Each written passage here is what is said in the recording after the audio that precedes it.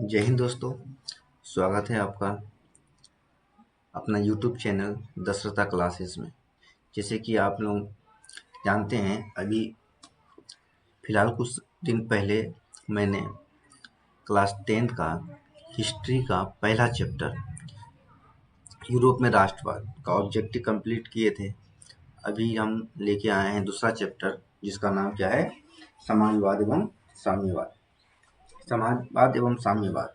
अभी जो मेरा सीरीज चल रहा है वो चल रहा है केवल ऑब्जेक्टिव के लिए, क्योंकि 50% क्या है? ऑब्जेक्टिव है। जैसे ही ऑब्जेक्टिव खत्म करेंगे हम फिर जाएंगे सब्जेक्टिव में। जब सब्जेक्टिव का इतने भी क्वेश्चन आंसर है वो सभी चीज़ों को जब करवाएंगे तो आपका जितना भी चैप्टर में जो कोई भी पॉइंट है सभी चीज़ आप उसको समझ पाएंगे। तो ऑब्जेक्टिव पहले ये करते हैं। पहले हम लोग थोड़ा समझ जाते हैं कि समाजवाद एवं साम्यवाद है क्या। समाजवाद समाजवाद एक आर्थिक एवं सामाजिक व्यवस्था है। इसमें उत्पादन के साधन जो होता है वो समाज या सरकार के नियंत्रण में रहता है, ताकि सभी लोगों को बराबर के अवसर मिले। इसका उद्देश्य है अमीर गरीबी की खाई कम करना, यानी कि अमीरी और गरीबी के बीच का जो गैप है उस गैप को कम से कम करना, कम से कम में लेके आना। शिक्षा, स्वास्थ्य और रोजगार जैसी मूलभूत सुविधाएं सबको उपलब्ध कराना, सामाजिक न्याय स्थापित कराना, ये समाजवाद का मुख्य मुख्य बातें हैं। तो समाजवाद हम समझ पा रहे हैं कि समाजवाद है क्या। साम्यवाद समाजवाद का ही एक वर्जन है, एक एक्सट्रीम फॉर्म है। इसमें क्या होता है कि संपत्ति, जमीन, कारखाने आदि पर किसी व्यक्ति का निजी अधिकार नहीं होता है। सब कुछ सरकार या समुदायों के पास होता है।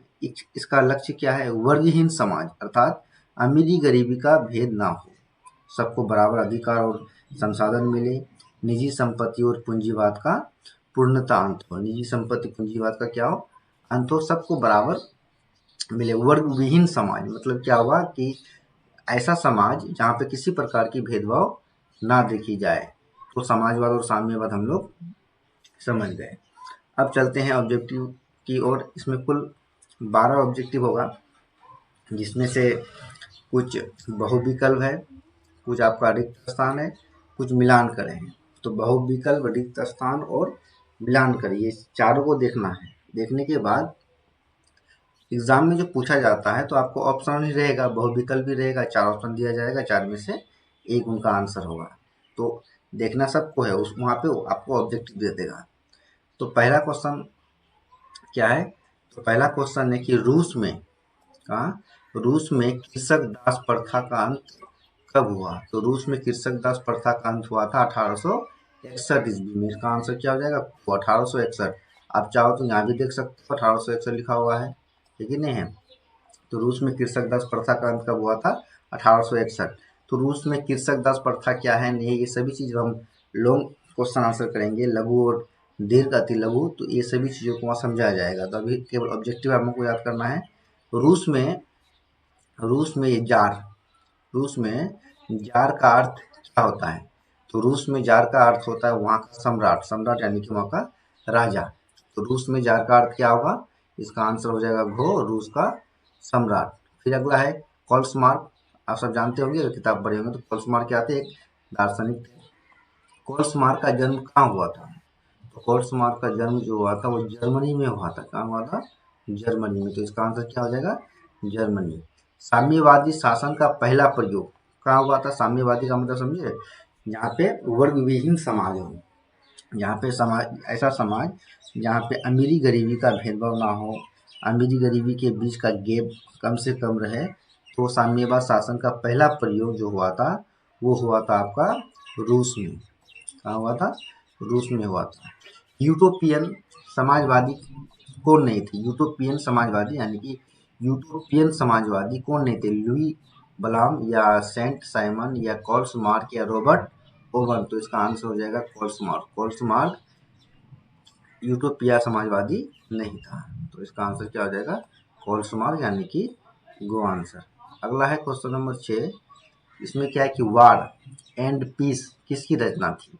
वार एंड पीस जो है वो उसको किसकी रचना थी? तो वार एंड पीस ये तुम्हारा टॉल्स्टॉय की रचना थी। टॉल्स्टॉय यानी कि आंसर 4 नंबर टोल्स्टॉय की रचना थी। देख पा रहे हैं आप, 4 नंबर नीचे आंसर को दिया गया है।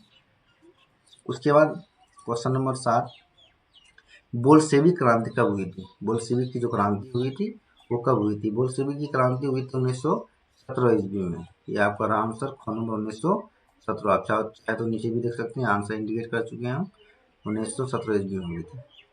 अगला क्या है कि लाल सेना का गठन। लाल सेना की जो गठन किसने किया था? लाल सेना की गठन किया था आपका ट्रोट्स्की ने किया था। कौन किया था? ट्रोट्स्की। इसका आंसर वो है कि ट्रोट्स्की लाल सेना का गठन किया था। आंसर ये हो जाएगा। लेनिन की मृत्यु कब हुई? घोर प्रतिक्रियावादी था लेनिन। तो लेनिन की मृत्यु कब हुई थी? 1924 ईस्वी में हुई थी। इसकी मृत्यु कब हुई थी? 1924 में हुई थी। फिर क्वेश्चन नंबर 10 में आते हैं। देखिए, ब्रेस्ट लिटोव्स्क की संधि किन देशों के बीच हुई थी? तो ये बहुत इंपॉर्टेंट क्वेश्चन है, कई बार पूछा है एग्जाम में, तो आप इसको थोड़ा सा विशेष समझना है इसको। ब्रेस्ट लिटोव्स्क की संधि किन देशों के बीच हुई थी? तो ये हुई थी रूस और जर्मनी के बीच में। देखिए, तो रूस और जर्मनी, इसका आंसर वो है, रूस और जर्मनी। नीचे दिया गया है, रूस और जर्मनी के बीच में हुई थी। अब हम चलेंगे रिक्त स्थानों को भरे। हालांकि ये रिक्त स्थान है, बट ये आपको ऑब्जेक्ट ऑप्शन में देगा एग्जाम में, ऐसे केवल नहीं देगा, देखना है इसको भी। रूसी क्रांति के समय, क्वेश्चन क्या है कि रूसी क्रांति के समय शासक खाली स्थान रहेगा था, तो कौन था?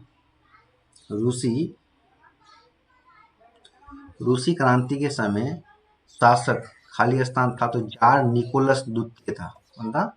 जार निकोलस द्वितीय था। जार निकोलस, ये याद रखना आपको। दूसरा नंबर क्या है कि बोल्शेविक क्रांति का नेतृत्व किसने किया था? तो लेनिन ने किया था। किसने किया था? लेनिन ने किया था। नई आर्थिक नीति 1921 ईस्वी में लागू हुआ था। तो नई आर्थिक नीति खाली स्थान ईस्वी में लागू हुआ था, तो आपको क्या भरना है यहाँ? 1921। हालांकि भरना नहीं है, वहाँ option A B C D या क ख ग घ वहाँ देगा 1921 और 3 ऑप्शन दे देगा, तो आपको याद रखना है केवल 1921।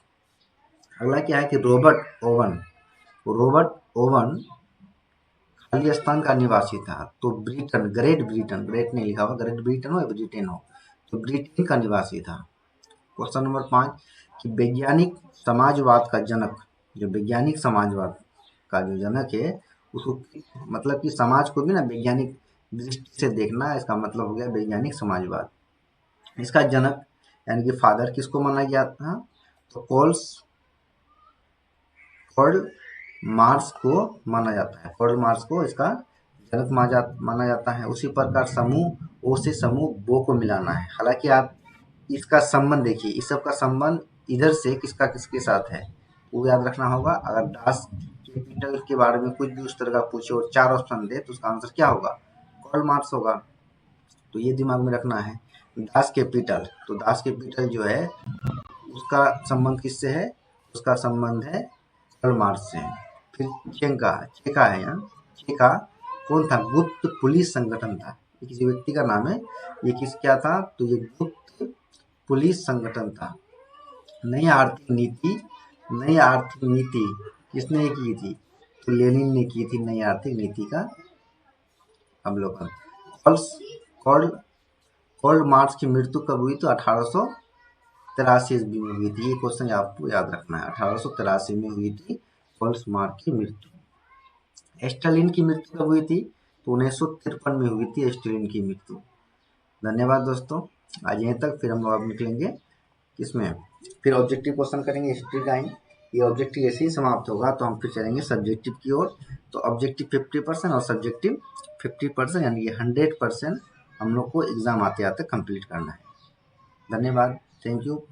आप लोग मनिया से पढ़े, बहुत एग्जाम बहुत नज़दीक है, समय बहुत कम है। धन्यवाद।